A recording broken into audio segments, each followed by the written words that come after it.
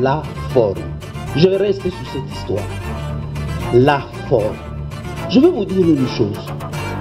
Le canard applaudissait quand il a vu la poule dans la casserole. Le canard était en train d'applaudir parce que la poule, on l'a mis dans la casserole. Mais le canard a oublié qu'après la poule, ça sera son tour.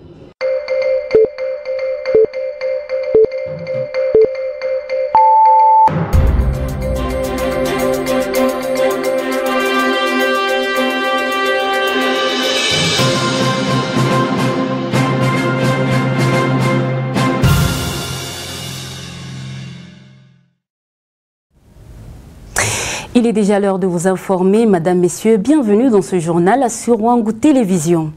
Ouvrons ces chapitres du journal avec la politique, campagne électorale. Dans ce journal, on en parle encore. Les activités de développement lancées par les autorités compétentes de la ville de Kolwezi sont à l'arrêt depuis le début de la campagne électorale. À la base, plusieurs sont candidats. Par manque de suivi, la ville de Kolwezi enregistre des dégâts, surtout pendant cette période pluvieuse. Alors le LAB demande à l'autorité compétente de prendre conscience de leurs responsabilités. Elisha Kaonde pour les détails. Depuis son lancement, la campagne électorale semble chambouler plusieurs activités dans le cadre du développement de la province du Lualaba. Certains chantiers routiers amorcés avec pompe sont à l'arrêt. Une situation qui fait réfléchir la population. Vous trouvez qu'il y a des routes qui sont en pleine réhabilitation, en pleine construction, dont les travaux sont suspendus jusque-là. Les caniveaux qui aussi, vous devez remarquer, il y a des caniveaux qui sont bouchés. C'est comme s'il n'y a pas la brigade de l'assainissement. Ils doivent, au-delà d'être candidats, ils doivent connaître qu'ils sont responsables et chaque personne a ses responsabilités. Donc rien ne marche, tout est bloqué. Là, l'inconvénient maintenant, c'est de l'eau qui commence à détruire les maisons, de l'eau qui commence à détruire l'environnement. Nous tous sommes en train de déplorer la situation actuelle dans notre province et particulièrement dans la ville. Les autorités qui avaient le mandat d'assainir la ville ou encore d'appliquer la loi en ces domaines se retrouvent tous sur le terrain en train de battre campagne pour leur élection. Ce qui fait qu'il y a certains dérapages avec les équipes ou encore la délégation de personnes dont on a confié la mission de gérer la continuité des affaires.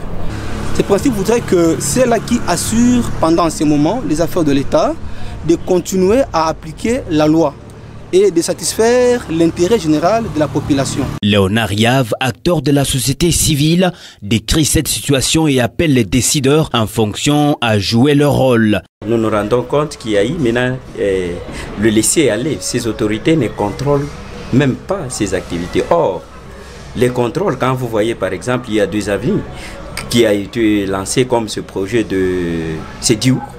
Tout le monde est concentré à la campagne, mais en ignorant évidemment qu'ils avaient déjà déboursé de montants pour ces projets-là, que même leurs agents pouvaient chaque instant faire le suivi pour que les travaux s'exécutent. C'est ainsi que nous appelons les autorités à prendre leurs responsabilités pour faire suivi. Plusieurs autorités, tant communales que nationales, ont centré leurs activités dans la campagne électorale, actuellement au détriment de leurs missions régaliennes. La Fondation Adassa a organisé ce samedi 9 décembre 2023 une caravane motorisée en soutien à la candidate députée provinciale numéro 407. Ces fidèles de Nathalie Lundangandou ont circulé dans les rues de Kolwezi, invitant la population à opérer le vote utile. Ensuite, la marraine de la Fondation Adassa a communié avec les personnes de 3e âge. Regardez. C'est une caravane de soutien et de mobilisation en faveur de la candidate numéro 407, Nathalie Lundangandou, organisée par les membres de la Fondation Adassa, cellule des Kapata, ce samedi 25 novembre. Une marche qui a débuté au siège de la Fondation sur l'avenue Ungungandou, passant par Noka, Mutoshi, Rond-Point Malou, puis le centre-ville en passant par la Poste, pour revenir au point de départ. Ces fidèles de Nathalie Lundangandou ont lancé des messages demandant à la population de Kolwezi de voter utile. Et le vote utile, c'est le 407 à la députation provinciale et le numéro 20 à la présidence de la République. Pour finir la journée, Nathalie Lundangandou, marraine de la Fondation Adassa et candidate numéro 407 à la députation provinciale, a communié avec le personnes de troisième âge essentiellement composées de femmes à qui elle a remis des vivres et non-vivres à la grande satisfaction de ces dernières qui lui ont promis leur soutien. 407 anavala nguo ya bleu. Lezi mvote mama Nathalie. Kuye ba mama bamchakule ku Nathalie ngano. Leo unaisha. Unaanza kujilisha hivi mama yako. Mama kuya nikukaa pepo.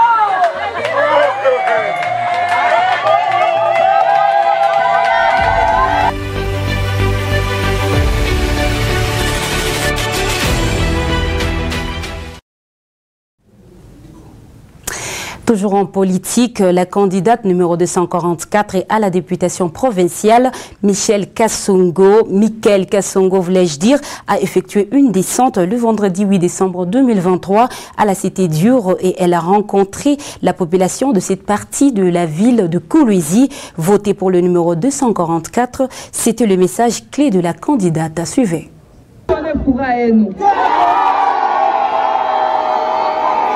Malgré la pluie, la candidate numéro 244 à la députation provinciale, Michael Kassongo-Ben, ne s'était pas empêchée de se rendre au quartier Moïse Tchombe, communément appelé Dure, pour échanger avec les électeurs de cette partie de la ville.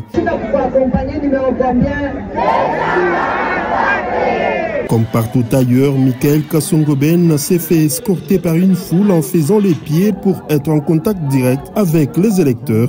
Un seul message, voter le numéro 244 à la députation provinciale qui incarne véritablement les changements, mais aussi les idéaux de feu. Honorable Michel Ilunga Kouvas. Na bale bengine abana hapa bale babatia kuma nyumba bale babakukuye na occasion ya kutuona mbakokote mwe bote mbonesha sema ni numéro ya kuvote yetu ya siri ni 244. Après, la candidate numéro 244 s'est rendue au quartier Kamanyola Monument où elle a fait les porte-à-porte pour rappeler à ses électeurs de s'apprêter à aller voter le 20 décembre prochain, le 244.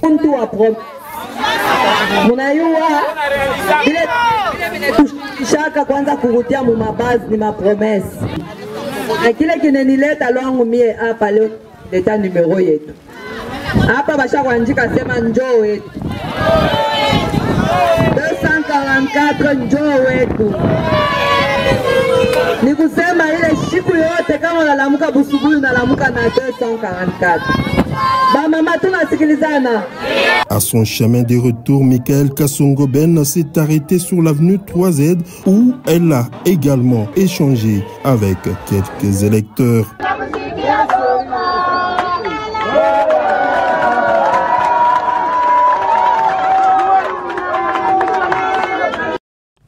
Et puis le candidat numéro 24 à la députation nationale et 50 à la députation provinciale dans la ville de Kolwezi a été à la rencontre de ses électeurs des cellules d'Ilungu.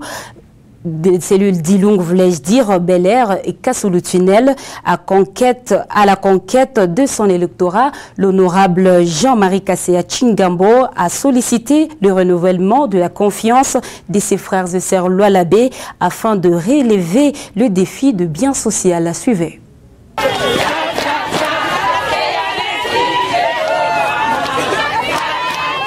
C'est au rythme de cette chanson mythique que les habitants de la cellule Bel Air, Kasulu-Tunnel et d'Ilungu ont effectué une marche d'endurance avec au milieu d'eux le candidat numéro 24 à la députation nationale et 50 à la députation provinciale, circonscription électorale de Kolwezi. De l'école Edge en passant par Bel Air jusqu'à la cellule d'Ilungu, les gardiens du temple Jean-Marie Kasséa Chingambo a fait le pied avec ses différentes bases ce vendredi 8 décembre 2023.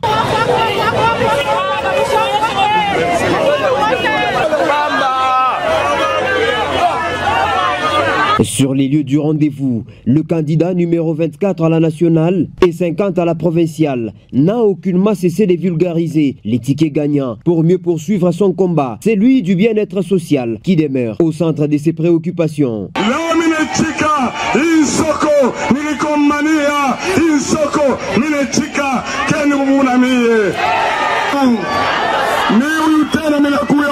Numéro 24, munifona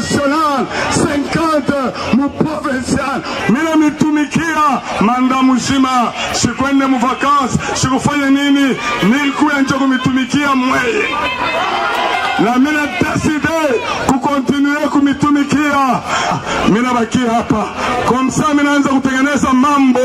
Ile mambo ya moto ya SNEL, bashefu yabu ya SNEL, tutabafuata mu 2024. Batakalamuka. L'honorable Jean-Marie Kassé Chingambo, l'homme est resté égal à lui-même durant toute la législature, au chevet de la population.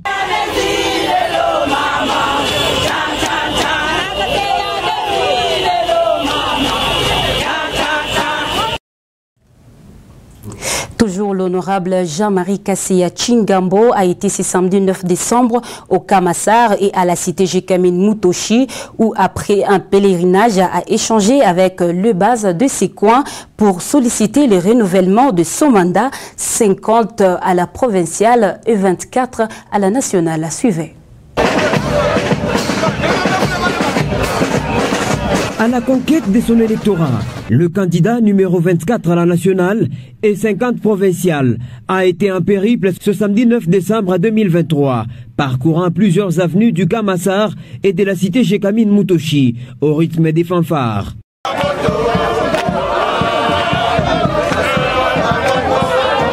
Partout où l'honorable Jean-Marie Kassé Chingambo passait, il était ovationné. Certains abandonnaient même leurs occupations pour suivre le gardien du temple.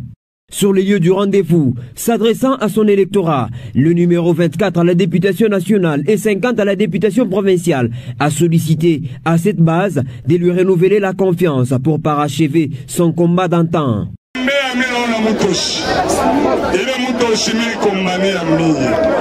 Ima nyumba yote kukipande fasha Jekamine batoto wa Mutoshi banayua. Mie njondi kombana hii mambo mubakie muyenge mufasha Jekamine. Ni mie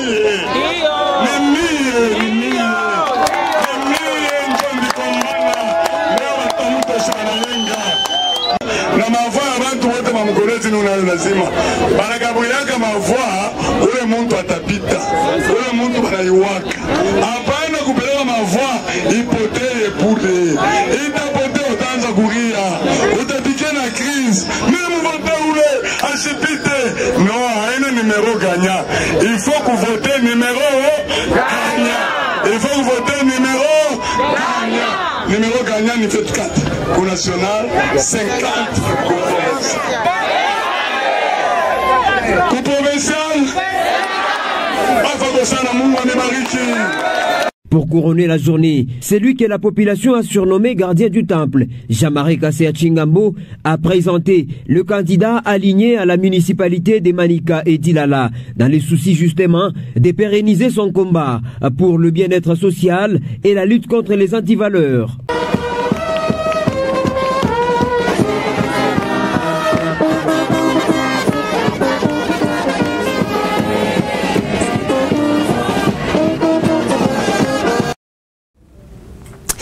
Aussi, le candidat numéro 21 à la députation nationale et 43 à la députation provinciale, Jacques Kaumba Mukumbi, a lancé sa campagne électorale ce samedi 9 décembre 2023. Jacques Kaumba a débuté par le camp SNCC et pourchuté par Arcadia. Suivez.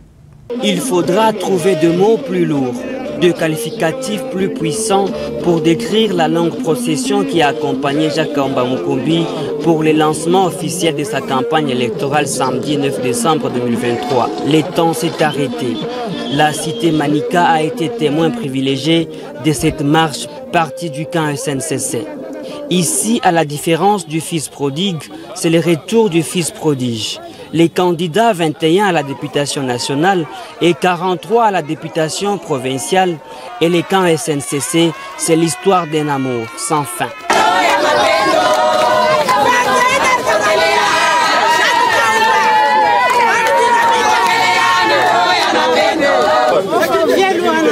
Unakuwa kuona mateso ya Mkomboni. Hapa hapo unapita munjia unaona hamo.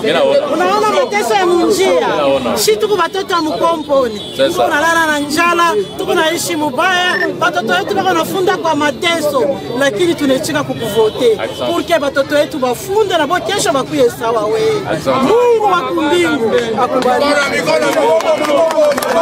Les lieux ne pas choisis au hasard pour le lancement de la campagne. Sur place, les habitants réunis vont contraindre à l'autochtone numéro 1 à un meeting improvisé. Problème ya mkadel mine yuwa jun mini ko mtoto wa mkadel. Ndio pale miripenda ava ya mie ni toke niende fasi ingine nipitie mbele fasi mili salipia. Ce meeting populaire va poser les jalons d'une longue procession sur une distance de 8 km. La marée humaine va emprunter les avenues Lualaba, Okito, Sekebanza, Avenue Dure, Ex 3Z. Il a fallu s'armer du métal précieux de la patience pour voir passer cette foule venue témoigner de son soutien à Jacques Kaumba Mukumbi. Jacques Kaumba a placé la barre très haut, là où peu de concurrents peuvent s'offrir les luxes, même dans le rêve le plus improbable de caresser l'idée de l'égaler. Et leo mimi nasikia furaha parce que waziri kusema tunaweza kutembea na moyo kufanya hii parcours tunafanya leo. Mungu anibariki kabisa. Sina na mingi ya kuonyesha, ile mingi ya kutumikia peuple. Na leo mwenzo mko na pouvoir ya kupatia bale ba representant yenu mavoix ya kusema peuple ya Mumanika, peuple ya Mudjuru, ibebe ba député fulani fulani. Kolwezi a trouvé son homme providentiel pour les prochaines années. Parlons célébration dans ce journal. Chaque 10 décembre de l'année, le monde célèbre la journée mondiale des droits de l'homme. À cette occasion, la rédaction de Wangu a joint un activiste de droits de l'homme au Lualaba. Sur ce, il est revenu sur le bilan de 2023 et a proposé quelques pistes des solutions pour éviter les bavures, voulais-je dire, pendant cette période de la campagne. Suivez. Donc pour nous, c'est un motif de fierté d'abord et de reconnaissance que les autres sont en train de manifester à notre égard, mais c'est aussi un point d'encouragement. Donc ce prix, c'est vrai, c'est tout simplement symbolique, mais c'est aussi un coup de pouce à notre combat qui nous dit mais allez-y, on est en train de suivre ce que vous faites et ça va servir à l'humanité un jour, parce que le Congo, c'est le poumon du monde et la corruption au Congo a nécessairement un impact sur le reste du monde. C'est vrai, on est très fiers que les États-Unis puissent reconnaître, mais les États-Unis, ce sont des acteurs extérieurs. On serait très fiers de voir le gouvernement congolais organiser. L'an 2023, le tableau a été sombre au Lualaba. Plusieurs cas de violation de droits de l'homme ont été enregistrés, affirme Arthur Kaboulou. Oui, mais merci. Comme partout ailleurs, les questions des droits de l'homme subissent beaucoup de difficultés. Hein. Il y a plein de choses à améliorer, particulièrement pour le Lualaba.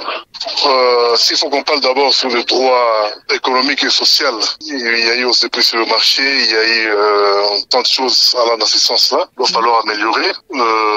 Sur le plan du droit collectif, il y a eu aussi des problèmes. Donc, toutes ces générations de droits de l'homme ont subi des petites améliorations qui ne sont pas vraiment suffisantes. Hein. Le monde entier célèbre chaque 10 décembre la grande commémoration de la journée internationale de la Déclaration universelle des droits de l'homme. La RDC n'est pas du reste quant à ça. C'est un moyen pour nous de commémorer cette journée-là et voir comment faire une évaluation de la question des droits de l'homme. Nous en sommes où? Est-ce qu'on doit encore apporter davantage? Comme attribution principale, nous avons la promotion et la protection des droits de l'homme, penchée sur les 4 générations que j'ai évoquées tantôt. On a beaucoup travaillé, des grands rapports qu'on a fait. Vous êtes sans ignorer que la CNDH a brillé sérieusement sur le terrain. Malheureusement, je ne suis pas à mesure de vous dévoiler ces rapports-là. Pour le coordonnateur de la CNDH Lualaba, le candidat à la course aux élections du 20 décembre sont appelés au respect strict de la loi et aux droits de l'homme. Les acteurs et parties prenantes qui doivent se conformer à la conjoncture, une conjoncture qui est électorale. Que dit la loi électorale? Est-ce qu'il faut déchirer? Pour moi qui suis partie prenante, donc j'accompagne un candidat ne sont pas autorisés à déchirer une affiche, par exemple. Mais aux acteurs politiques aussi, candidats aujourd'hui, députés au niveau national qui est provincial, les conseillers municipaux, ils ont à se conformer à ce que dit la loi électorale. C'est-à-dire qu'il faut bannir le discours de la haine, il faut bannir tout acte qui ne respecte pas les droits de l'homme. À titre de rappel, l'humanité célèbre le 75e anniversaire de la Journée des droits de l'homme. Le thème retenu pour cette année est dignité, liberté ainsi que justice pour tous. Autre célébration dans ce journal en marge de la journée internationale de la lutte contre la corruption, célébrée le 9 décembre de chaque année. Le département d'État américain a 7 décembre décerné à Jean-Claude Poutou, un Congolais porte-parole de la coalition de la lutte contre la corruption. Le Congo n'est pas à vendre pour Adrien Munyemangali, l'un des membres de la plateforme. C'est une fierté pour le Congolais, mais cet acte devrait être posé avant par le gouvernement congolais au lieu des actes extérieurs. Suivez. Donc pour nous, c'est un motif de fierté d'abord et de reconnaissance que les autres sont en train de manifester à notre égard, mais c'est aussi un point d'encouragement. Donc ce prix, c'est vrai, c'est tout simplement symbolique, mais c'est aussi un coup de pouce à notre combat qui nous dit mais allez-y, on est en train de suivre ce que vous faites et ça va servir à l'humanité un jour, parce que le Congo, c'est le poumon du monde et la corruption au Congo a nécessairement un impact sur le reste du monde. C'est vrai, on est très fiers que les États-Unis puissent reconnaître, mais les États-Unis, ce sont des acteurs extérieurs. On serait très fiers de voir le gouvernement congolais organiser une cérémonie pour primer, parce que la corruption, c'est un mal, c'est un cancer qui gangrène la société. De la même manière qu'on est en train de militer pour primer positivement, il faut aussi primer négativement. Donc les gens qui sont corrompus doivent être envoyés en prison, mais aussi les personnes qui se sont distinguées, tant dans l'intégrité que la lutte contre la corruption, doivent aussi être encouragées. D'ailleurs, hier, le Congo n'est pas avant a déposé 3 plaintes en justice. Une plainte sur la question de Congo Construction Company. Nous allons voir que c'est une entreprise qui a joué un rôle très important dans l'établissement des 6 communes sur Boussanga, que nous avons qualifié de caisses noires. Il y a aussi la question des financements illégaux. Une entreprise congolaise privée qui a bénéficié des fonds publics de l'État, pour ne pas citer égal. Il y a également la question des avances fiscales. GECAMINE, même l'IGF l'a dit clairement, de 2012 à 2020, la GECAMINE aurait payé 530 millions des avances fiscales qui n'ont jamais atterri dans les caisses de l'État. L'IGF est clair sur ça. Donc il y a autant de dossiers. Nous sommes même derrière les cas des royalties, des cas CC Moutanda et Metalcol. Parlons sport à présent dans ce journal. 3e match nul du cercle sportif Bénéfica. Les Bleus et Blancs se sont neutralisés le vendredi 8 décembre 2023 au cercle récréatif Manika face à l'Olympique Club de Kolwezi par le score de 3 buts partout. Un match comptant pour la 7e journée de l'entame urbaine de football Kolwezi. Suivez.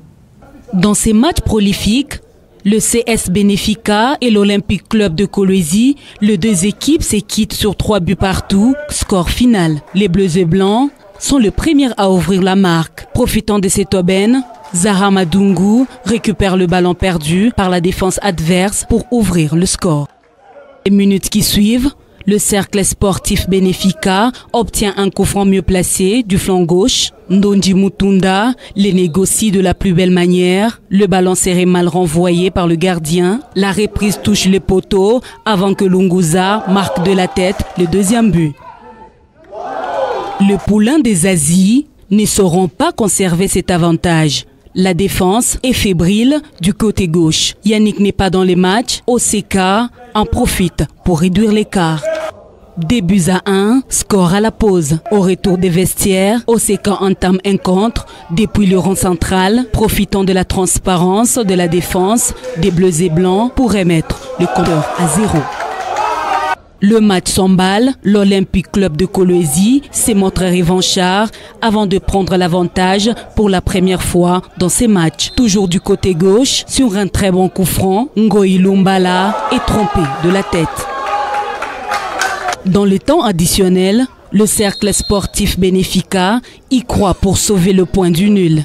Le gardien de l'OCK est le partisan de cette parité parce qu'il va se trouver sur un centre venu de la droite. Kusonga en 2 temps marque le 3e but. Sur le 7 matchs livrés, le cercle sportif Bénéfica compte 2 victoires, 2 défaites et 3 matchs nuls. C'est par cet élément des sports qui prend fin notre journal d'aujourd'hui. Mesdames, Messieurs, merci de nous avoir suivis. Au revoir.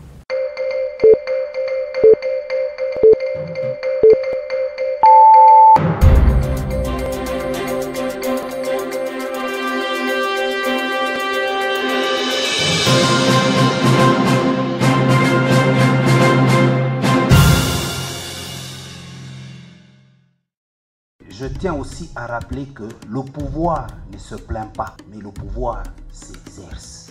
Il y a 2 êtres vivants, honorable président. Ces 2 êtres vivants, tous ont la même fonction. C'est la fonction de voler. L'oiseau vole, l'homme aussi vole. Mais à une seule différence, l'oiseau, quand il vole, il fait son nid. Mais l'homme, quand il vole, il nie son fait.